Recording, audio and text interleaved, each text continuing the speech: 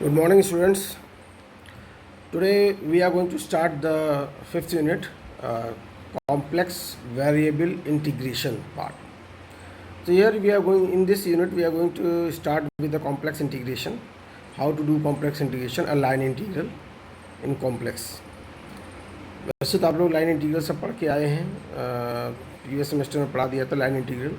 तो line integral सब लोग जानते हैं, लेकिन यहाँ कॉम्प्लेक्स प्लेन में लाइन इंटीग्रल हम लोग कैसे करेंगे, थोड़ा इसकी जानकारी के लिए ये थोड़ा कुछ क्वेश्चंस, बेसिक क्वेश्चंस हैं लाइन इंटीग्रल के ऊपर. अब देखिए कॉम्प्लेक्स इंटीग्रेशन क्या है. कंसिडर एफ जेड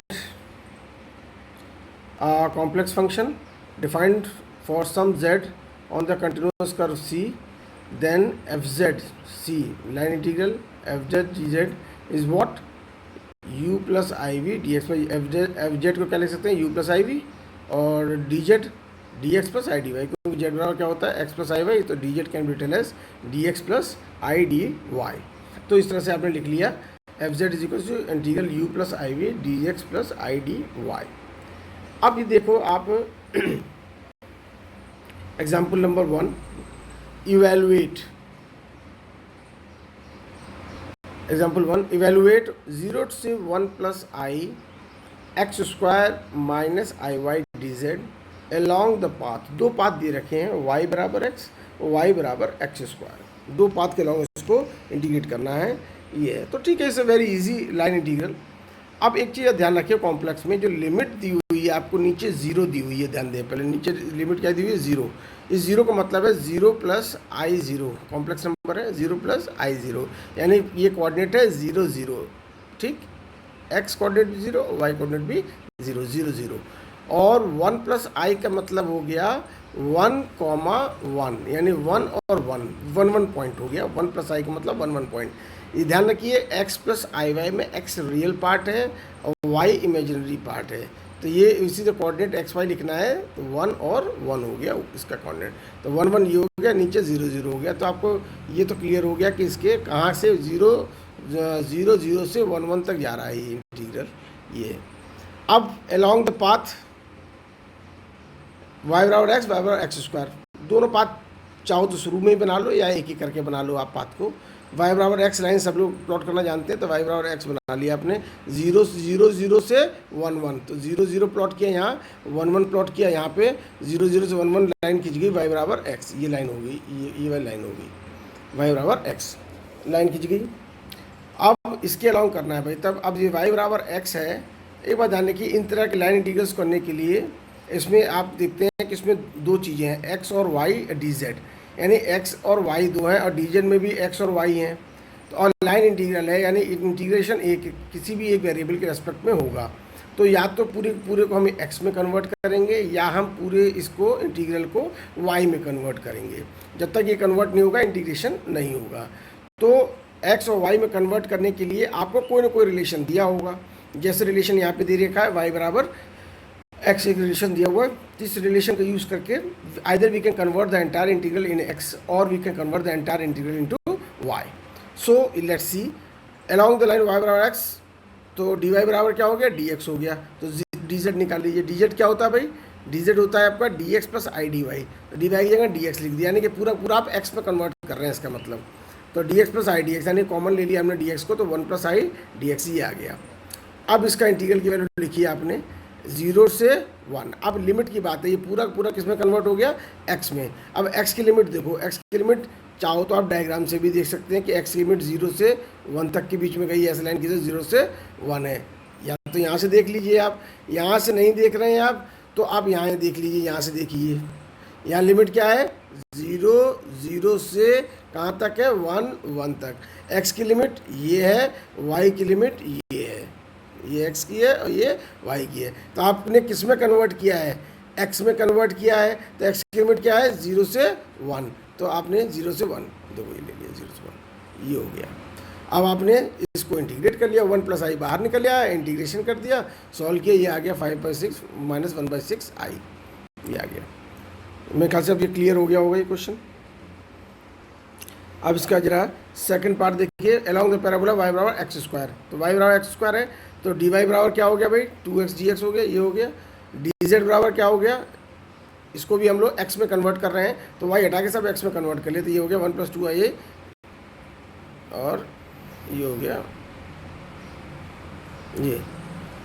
और उसके बाद x वेरीज फ्रॉम, x कहाँ से कहाँ तक वेरी कर रहा है, फिर देख लो यहाँ 0 0 से 1 यानी कि 0 से 1, 0 से 1 x वेरी कर गया, आपने रख दिया इसको। Solving this what we are getting this thing, तो यानी कि दोनों ही सॉल्व हो गए लाइन इंटीग्रल अबाउट y बराबर x एंड y बराबर x²। Now see example number 2, see integrate fz z² plus ixy from 1 1 to 2 4, इसमें तो दे रखा है 1 1 से 2 4 तक अलॉन्ग द कर्व x बराबर t y बराबर t। अब देखो x बराबर t दे रखा है, y बराबर t, इसमें क्या करना होगा, अब x को भी t में कन्वर्ट कर देना है, y को भी t में, यानी कि फाइनल हमारा किस में इंटीग्रेशन होगा, t में होगा भाई। इस सवाल में सारा इंटीग्रेशन जो है। अब देखिए पाथ ऑफ इंटीग्रेशन क्या है, x बराबर t, y बराबर t², तो यहाँ से dx निकाल लिया, dt हो गया, dy क्या होगा 2t dt हो गया। अब इसको लिख दीजिए, देखिए इंटीग्रेशन आपने देखा 1 1 से 2 4 ये दे रखा है आपका, x² प्लस i xy और dx प्लस i dy, ये हो गया।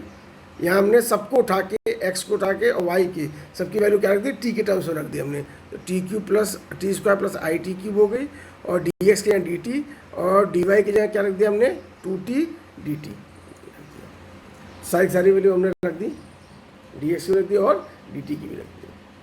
अब आगे आइए, now see, now the limits of y, limits of t। अब बात आती है कि जब हमने सारा का सारा किस में कन्वर्ट कर दिया, x को y दोनों को कन्वर्ट कर दिया t में, तो अब t की लिमिट क्या होगी, तो t की लिमिट या तो आप x से निकाल लीजिए t की लिमिट, या आप t की लिमिट को y से निकाल लीजिए। अगर आप देखिए x से निकालते हैं तो x बराबर क्या है, t है, तो x बराबर 1 t बराबर 1, x बराबर 2 t बराबर 2, या तो इससे निकाल लीजिए। अगर आप चाहते हैं तो y से निकाल लीजिए, y से निकालेंगे तो y बराबर t² रिलेशन है, y बराबर 1 है तो t बराबर 1 हो गया, y बराबर 4 है तो t बराबर 2 हो गया, यानी कि आपकी लिमिट वही आएगी 1 से 2। या तो आप x का इस्तेमाल करके निकालिए या आप y का इस्तेमाल करके निकालेंगे, लिमिट सेम आएगी t की लिमिट से। आपने t की लिमिट लिख दी 1 से 2 आगे t की लिमिट, आपने t रख लिया, इसको इंटीग्रेट किया, ये आ गया आपका इतना answer. So it's very easy. Now see next question, example 3, example 3,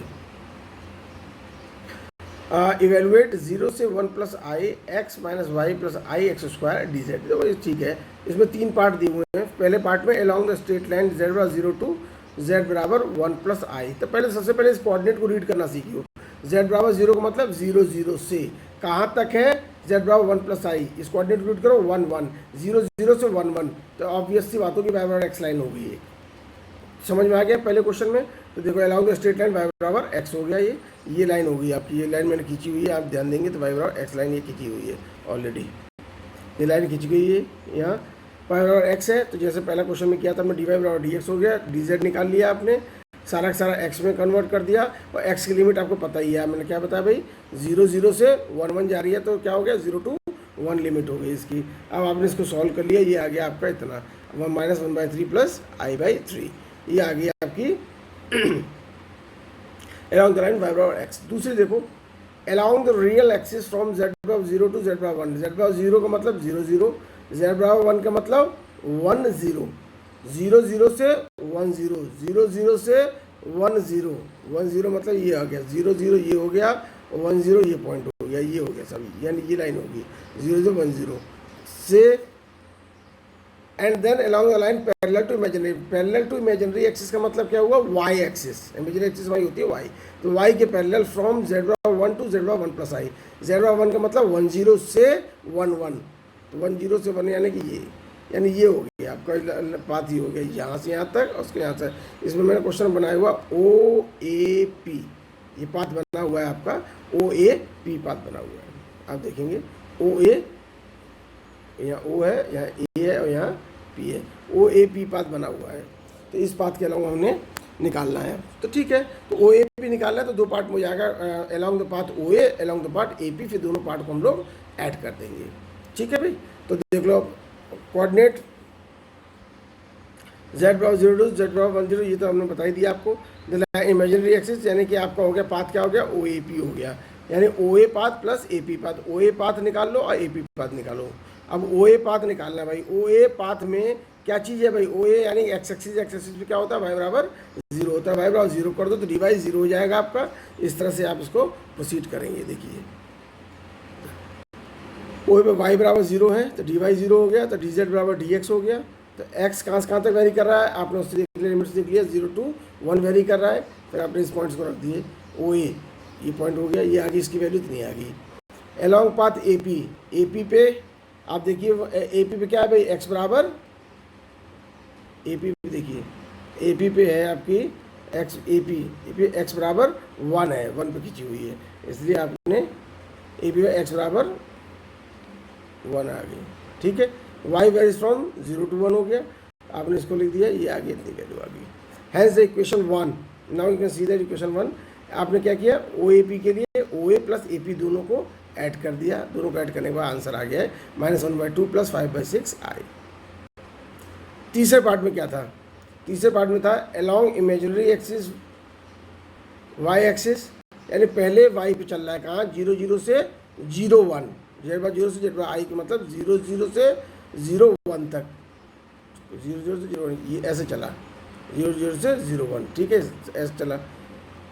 और उसके बाद then line parallel to real axis, real axis यानी कि अब ऐसे आ जाओ, ऐसे चलने के बाद ऐसे आ जाइए। ठीक है भाई, real axis, then real axis Z बराबर 0 1 से और जेड बराबर 1 1 तक, 1 + i मतलब 1 1 तक, ये हो गया। यानी कि अलॉन्ग पाथ क्या हो गया, ओ बी पी पाथ हो गया। अगर आप डायग्राम देखेंगे पिछला वाला तो वो पाथ, ये वाला जो ये वाला पाथ है, ये पाथ है ओ बी पी, यानी कि इसमें भी हो गया ओ बी और पी, यानी इसको भी हम कटेगा कर O B plus B P. देखिए अलॉन्ग पाथ ओ बी और अलॉन्ग पाथ बी पी दोनों को अलग अलग निकालेंगे। ओ बी के अलॉन्ग क्या है, ओ बी क्या है आपकी वाई एक्सिस है, तो वाई एक्सिस पे एक्स बराबर 0 होगा। देखो एक्स बराबर 0 हो गया, डी एक्स 0, डी वाई बराबर इतना हो गया, सब वैल्यू पुट कर दी, you got this value. Along B P पर, बी पी पे क्या है, वाई बराबर 1, इक्वेशन इसकी इक्वेशन क्या हो गई, वाई बराबर 1, वाई बराबर 1 है इसकी इक्वेशन, वाई बराबर 1 रख दिया तो डी वाई बराबर 0 और डी एक्स डी जेड बराबर डी एक्स हो गया। एक्स वेरीज फ्रॉम 0 to 1, अब इसमें वैल्यू पुट किया आपने, solving this we are getting -1/2 + 1/3 I. अब along path O B P, यानी दोनों पाथ को जोड़ दो आप, ओ बी ये हो गया और बी पी ये हो गया, दोनों को ऐड कर दिया। फाइनल आंसर इज -1/2 -1/6 आई, ये हो गया आपका final answer. Now can see example number 4, evaluate 0 से 2 + i z bar square dz along the real axis from z0 to z2, z0 z2 मतलब समझ गए भाई, z0 0 से z2 का मतलब 2 0, यानी कि हो गया आपका x axis, and then along a line parallel to y axis. अब y एक्सिस पे चलो, यानी ऐसे चले, ये भी हम लोग क्या हुआ भाई, अभी हम लोग ऐसे चले, अब y एक्सिस, अब ऐसे चलेंगे हम लोग, y एक्सिस फ्रॉम z बराबर 2 से 2 + i, एंड 2 का मतलब क्या हो गया, 2 0 2 0 2 और 0 से कहाँ तक गया, 2i का मतलब 2 1, 2 और 1 पॉइंट हो गया ये। ठीक है, यहाँ से यहाँ तक, यानी कि ये हो गया आपका ये पॉइंट ये पॉइंट ये पॉइंट, यानी कि ये ऐसे हो गया आपका ये। देखिए यहाँ पे आप देख लेंगे ये पाथ कौन सा हुआ, ओ ए पी पाथ भाई, पहले वाले क्वेश्चन में ओ ए पी पाथ, ओ ए और ओ पी, ठीक है, पाथ हो गया। अब आप देखिए, अब यहाँ दिया हुआ जेड बार स्क्वायर, जेड बार मतलब कॉन्जुगेट ऑफ जेड, तो कॉन्जुगेट जेड हो जाता है x - i y का होल स्क्वायर, तो एक्स माइनस ओपन कर दिया तो ये हो गया x² - y² -2i xy, तो ये रियल पार्ट हो गया, ये इमेजिनरी पार्ट हो गया। अब लाभ ओ ए पी पाथ के अलॉन्ग निकालना है आपको, ओ ए पी पाथ यानी O A plus A P, ओ ए अलग निकाला ए पी। अब ओ ए पे देखो, ओ ए पे क्या होगा भाई, वाई एक्स वाई बराबर 0 होगा, डी वाई 0 हो गया, डी जेड बराबर डी एक्स हो गया, एक्स वेरीज फ्रॉम 0 to 2, आपने ये निकाल दिया 8/3। अलॉन्ग ए पी पे क्या होगा भाई, एक्स बराबर इक्वेशन क्या है, एक्स बराबर 2 है, एक्स बराबर 2 इक्वेशन दी हुई है, ये एक्स बराबर 2 2 रख दी भाई, तो dx बराबर 0, dy बराबर this much, putting all the values you are getting this, hence from one equation adding both we get this. Second part is along the line 2y is equals to x, y बराबर x by 2, ठीक है भाई, 2y बराबर x है तो dx बराबर 2 dy हो गया, 2y बराबर x यही हो गया, y बराबर x by 2 थोड़ा नीचे होगा y बराबर x से, आपने 2y बराबर x है तो dx निकाल लिया आपने, 2dy निकल गया, ये dz की वैल्यू आपने रख ली dy के टर्म्स में आ गई, और y की लिमिट देख लो, y की लिमिट क्या है 0 to 1, y की लिमिट क्या है यहाँ देखिए 0 से 1, ये लिमिट देख लिया आपने, लिमिट होगी 0 to 1, ठीक है भाई, y 0 to 1 होगी। अब उसके बाद आपने वैल्यू सारी पुट कर दी, ये वैल्यू पुट कर दी, फाइनल आंसर 10/3 माइनस 5/3 आई, ये इसका आंसर आ गया। Now next example, see example number 5, prove that integral contour integral dz अपॉन z minus is equal to 2 pi I, ठीक है। The equation of the circle C is given by, अब ध्यान दो सी की इक्वेशन सर्किल क्या होती है, z minus mod z minus A is equal to R, ये हमेशा याद रखना, ये सर्किल की इक्वेशन होती है mod z minus A is equal to R, circle की इक्वेशन होगी, तो मॉड जब हटाया हमने तो z minus A is equal to क्या हो गया आर ई के पावर आई थीटा, इसलिए मॉड z बराबर आर होता है तो z बराबर क्या होता है आर ई के पावर आई थीटा हो जाता है, कैसे हो जाता है, क्योंकि आर ई के पावर आई थीटा को ओपन कर लेंगे तो क्या आएगा कॉस थीटा प्लस आई थीटा, मॉड जैसे करेंगे तो क्या हो जाएगा कॉस का थीटा प्लस साइन थीटा यानी कि 1, इसलिए कोई फर्क नहीं पड़ता, तो you can write mod z बराबर, मॉड z हटाएंगे z बराबर ई के पावर आई थीटा, तो similarly here we have written mod z minus A is equal to R, तो z minus is equal to R E के power I theta हो गया। अब यहाँ से आप dz निकाल लीजिए, dz कितना आ गया भाई, आई आर ई के power I theta D theta आ गया, वह थीटा वेरीज फ्रॉम सर्किल है, थीटा कहाँ से करता है 0 से 2 पाई वेरी करता है भाई, z माइनस ए आर बराबर सर्किल है जब, तो इस सर्किल कहाँ से का 0 से 2 पाई वेरी करेगा ये। अब आपने ये इंटीग्रल लिख लिया है, contour integral 1 upon z minus A dz की वैल्यू हमें पता है आई आर ई के power I theta D theta, ये लिख दिया dz, नीचे z माइनस ए की वैल्यू हमने निकाल चुके हैं, वो ये है वैल्यू इसकी आर ई के पावर आई थीटा, वो हमने यहाँ रख दिया, यहाँ रखने के बाद क्या हो गया भाई, सॉल्विंग दिस आर ई के पावर आई थीटा ऊपर नीचे कैंसिल हो गया, क्या बच गया खाली आई बचा, आई का मतलब 2 पाई आई, आज द आंसर।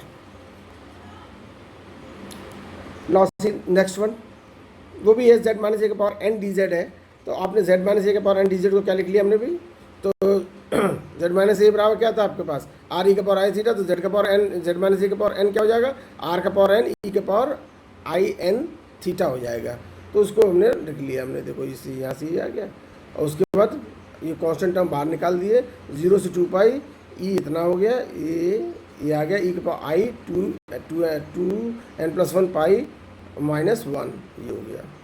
अब इसके बाद थोड़ा सा सिंप्लीफाई यहाँ कर दिया गया है, अब देखेंगे ई के पावर आई थीटा को ओपन कर दिया गया, ई के पावर आई 2n प्लस 1 पाई को ओपन कर दिया गया, cos 2n plus 1 pi plus I sine 2n plus 1 pi, तो sine n plus 1 sine pi तो हो गया 0, cos n plus 1 2n plus 1 pi क्या हो गया भाई 1 हो गया, तो इसकी हम 1 रख दिया, तो 1 minus 1 is 0, hence the answer is 0।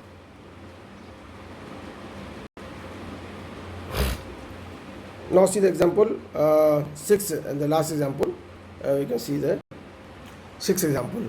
Evaluate the integral mod z is equals dz, where c is the contour. First क्या करना है, the straight line from z बराबर माइनस आई टू z बराबर आई, तो पहले तो कोऑर्डिनेट रीड कर लीजिए इसके, z बराबर माइनस आई टू z बराबर आई का मतलब क्या हो गया भाई, आपका कोऑर्डिनेट आपका हो गया 0 माइनस 1 से 0 1, तो 0 माइनस 1 का मतलब हो गया y एक्सिस पे नीचे की तरफ, आप ये ध्यान दे सकते हैं, ये नीचे की तरफ, और 0 1 का था y एक्सिस पे ऊपर की तरफ 0 1, यानी कि नीचे से a से b में देखो लिखा हुआ नीचे a ऊपर b, यानी कि y एक्सिस पर नीचे से a से लेके b तक, यानी आधा पार्ट y का नेगेटिव में है, आधा पार्ट y का पॉजिटिव डायरेक्शन में है, आप ये देख सकते हैं, इसके अलॉन्ग निकालना है भाई, along the straight line z बराबर माइनस आई टू z बराबर प्लस आई, ठीक है, स्ट्रेट लाइन ये है, तो दोनों कोऑर्डिनेट्स लिख लिए मैंने 0 माइनस 1 से 0 1 तक from A to B. On the straight line A to B x बराबर अब इस स्ट्रेट लाइन पे क्या होगा भाई, ये चूंकि वाई एक्सिस है तो इस पे एक्स बराबर क्या होगा, 0 होगा। तो एक्स बराबर 0 तो डी एक्स जीरो हो गया। तो जब x 0 हो गया तो भाई z बराबर x प्लस आई वाई में x 0 हो गया तो z बराबर आई वाई बचा, और डी जेड बराबर क्या हो गया, आई डी वाई हो गया।